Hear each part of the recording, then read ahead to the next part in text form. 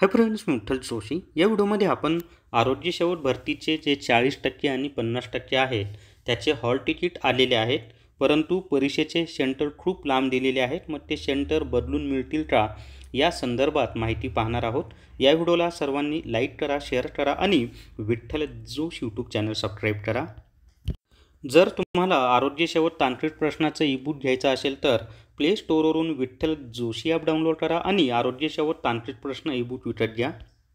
तर सुरुवातीला ज्या विद्यार्थ्यांना सेंटर लांब दिलेले आहेत त्यांच्याविषयी खरंच खूप वाईट वाटतं.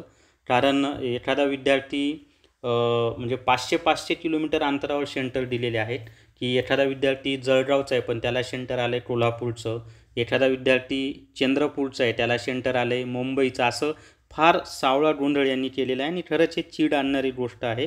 कारण विद्यार्थ्यांना एकतर आता रिझर्वेशन वगैरे मिळत नाही, जायला यायला खूप त्रास होणार आहे, वेळ कमी आहे, पाऊस सुरू आहे आणि त्यांनी सेंटर खूप लांब दिलेले आहेत. मग आता विद्यार्थ्यांच्या मनामध्ये प्रश्न आहे की हे जे लांब दिलेले सेंटर आहेत ते बदलून मिळतील का. तर खूप वाईट आणि दुःखद अंतःकरणाने मला सांगावं लागत आहे की सेंटर कोणालाही बदलून मिळत नाही. जे काही आता सेंटर तुम्हाला तुमच्या हॉल तिकीटवर किंवा ॲडमिट कार्डवर दिलेलं आहे त्याच सेंटरवर जाऊन तुम्हाला परीक्षा द्यावी लागणार आहे. आता सेंटर कोणत्याही परिस्थितीमध्ये बदलून मिळणार नाही. परंतु शासनाने खरंच याचा विचार करावा की आम्ही म्हणजे फॉर्म भरताना जो चॉईस दिलेला आहे सेंटरचा, ॲटलिस्ट त्यानुसार तरी त्या 3पैकी कोणतं तरी हे सेंटर त्यांनी देणं आवश्यक होतं. परंतु खूप लांब लांबचे सेंटर दिलेले आहेत आणि याचा करावा तेवढा धिक्कार कमीच आहे. मी तरी स्वतः याचा निषेध करतो.